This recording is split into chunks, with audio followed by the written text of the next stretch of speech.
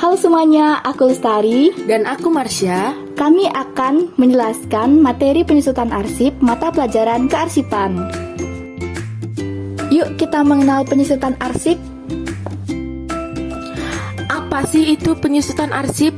Jadi, penyusutan arsip adalah kegiatan pengurangan jumlah arsip dengan cara pemindahan arsip inaktif dari unit pengolah ke unit kearsipan, pemusnahan arsip yang tidak memiliki nilai guna, dan penyerahan arsip statis kepada lembaga kearsipan. Secara luas, tujuan penyusutan arsip dibagi menjadi 5 bagian. Yang pertama, efisiensi dan efektivitas pengelolaan arsip.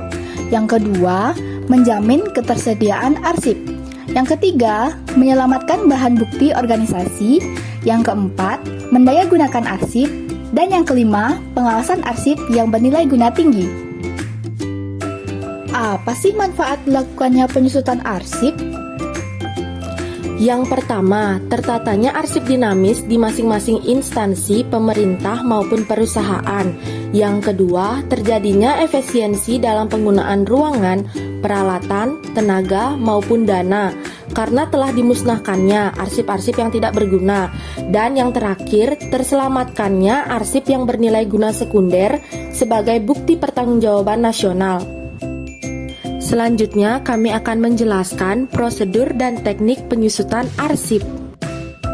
Teknik penyusutan arsip dibagi menjadi dua macam, yaitu menggunakan jadwal retensi dan non-jadwal retensi.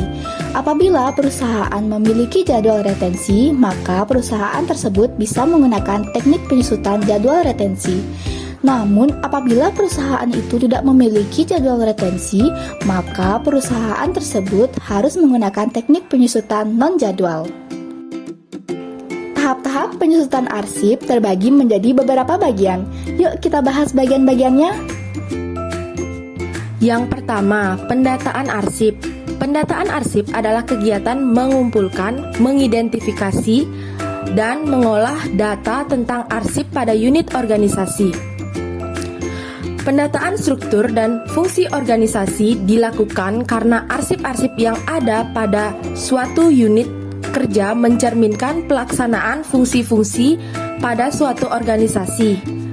Pendataan arsip dilakukan untuk mengidentifikasi kondisi arsip, kondisi tempat penyimpanan, media rekam arsip, dan lainnya. Yang kedua, pengelompokan arsip. Pengelompokan arsip adalah kegiatan mengelompokkan arsip dalam unit-unit informasi. Berikut ini adalah tahap-tahap pengelompokan arsip. Yang pertama yang harus dilakukan adalah pemberkasan arsip. Setelah itu, pendeskripsian arsip, kemudian penomoran definitif dan penataan arsip, dan yang terakhir, penyusunan daftar pertelaan arsip atau DPA. Dan yang terakhir dari tahap-tahap penyusunan arsip adalah penilaian arsip. Penilaian merupakan kegiatan menganalisis informasi dan fungsi terhadap sekelompok arsip untuk menentukan nilai guna dan jangka simpan arsip. Setelah mengenal penyusutan arsip, selanjutnya kita akan membahas tentang melakukan penyusutan arsip.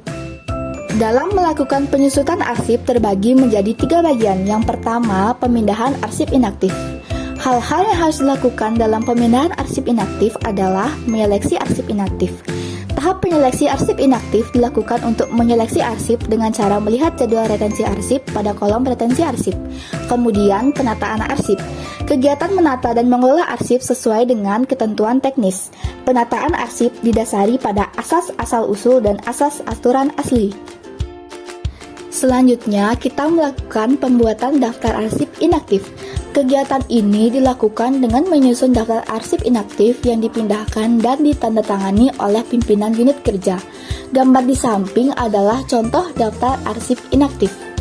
Kemudian, kita harus melaksanakan pemindahan. Setelah arsip ditata dan box diberi nomor, selanjutnya dibuatkan berita acara pemindahan arsip. Lalu, pemindahan arsip inaktif dapat dilakukan.